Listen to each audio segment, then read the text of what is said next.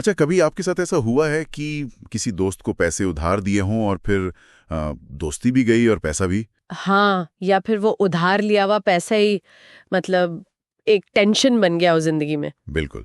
भारत में ये दोस्तों और रिश्तेदारों के बीच पैसों का लेन देन तो खैर बहुत ही आम है, खासकर मिडिल क्लास में तो बहुत ज्यादा। हाँ, होता ही है। तो आज हम इसी पर थोड़ी गहराई से बात करेंगे। हमारे पास एक स्रोत है, उधार, दोस्ती और जिंदगी का जाल। इसी के आधार पर समझेंगे कि ये पूरा मामला है क्या।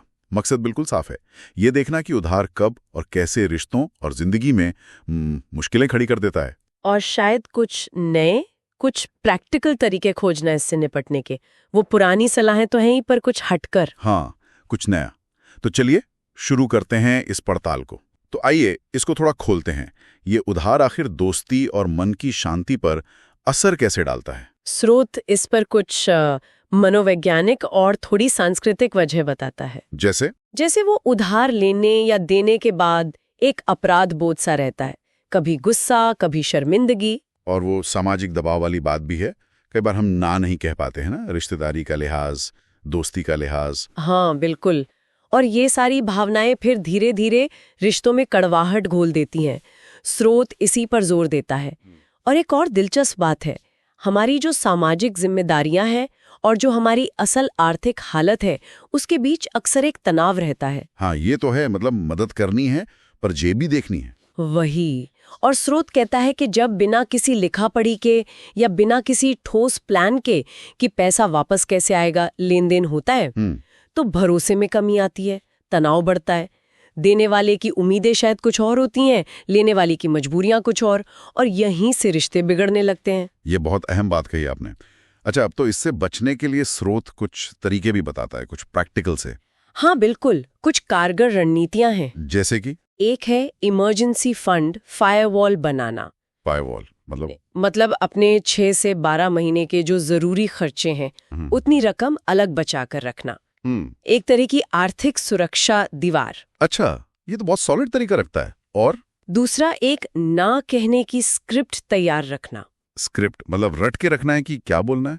हाँ, रटना नहीं, पर हाँ पहले से सोच कर रखना कि अगर कोई पैसे मांगे और आप नहीं देना चाहते या दे सकते, तो विनम्रता से कैसे मना करना है।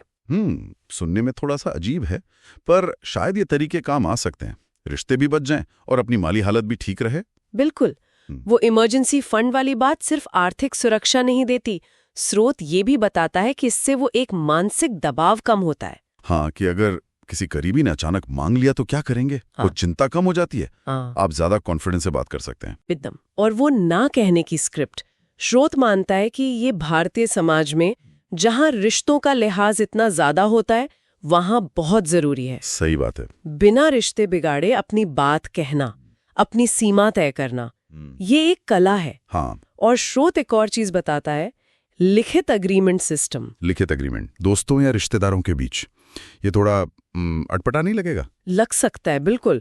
और स्रोत भी इस झिझक को समझता है। हाँ, मतलब कौन लिखेगा कि दोस्त को इतने पैसे दिए, इस तारीख को वापस करेगा? लेकिन उसका तर्क यह है कि चाहे दोस्त हों, रिश्तेदार हों, छोटी रकम हो या बड़ी, अगर लेन देन की शर्तें, वापसी की तारीख वगैरह साफ साफ लिख ली जाएं, तो बाद के कई झगड़ों से, कड़वाहट से बचा जा सकता है। असल में ये रिश्ते में पारदर्शिता लाता है, सम्मान लाता है। अविश्वास दिखाना नहीं है ये। नहीं, स्रोत के हिसाब से ये भविष्य के अगर मगर को खत्म करने का तरीका है, क्लैरिटी रखने का तरीका है। बात तो सही लगती है, पारदर्शिता शायद रिश्तों को बचा सकती है। अच्छा, स्रोत में एक और आइडिया है, उधार डिसीजन फिल्टर का।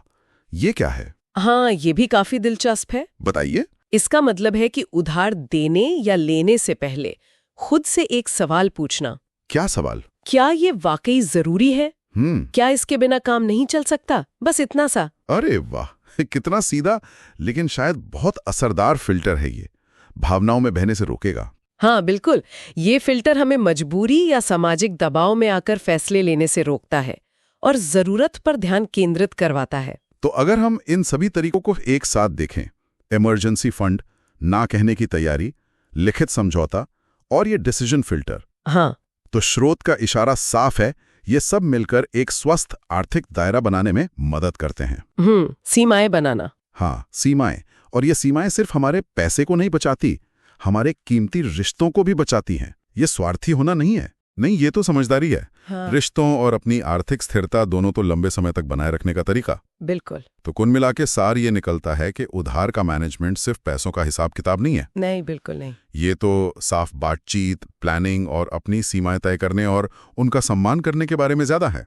हाँ। स्रोत भी यही कहता है कि उधार अपने आप में अच्छा या बुरा नहीं है, हम उसे संभालते कैसे हैं ये मायने रखता है। एकदम सही। लापरवाही इसे बिगाड़ सकती है, पर समझदारी इसे एक उपयोगी साधन बना सकती है। और सबसे बड़ी सीख शायद यही है कि हमें प्रोएक्टिव होना चाहिए। इंतजार नहीं करना कि प्रॉब्लम हो। हाँ, पहले से तैयार रहना, इमरजेंसी फंड बनाना, समझौतों को लिखना अगर जरूरत हो, और सम्मान से ना कहना सीखना। ये सिर्फ नुस्खे नहीं है, ये सिस्टम है जो हमें मुश्किलों से बचा सकते हैं। सही कहा। अच्छा, श्रोताओं के लिए एक सवाल छोड़ जाते हैं सोचने के लिए, जो इसी से जुड़ा है। जरूर। पैसों के लेन देन से हटकर सोचें तो क्या ये स्पष्ट समझौतों और सीमाओं वाले सिद्धांत हमारे रिश्तों में दूसरी चीजें उधार लेने पर भी लागू हो सकते हैं, जैसे किसी का कीमती वक्त या भावनात्मक सहारा या कोई चीज? ये सोचने वाली बात है। क्या वही सिद्धांत वहां भी काम करेंगे? दिलचस्प सवाल है।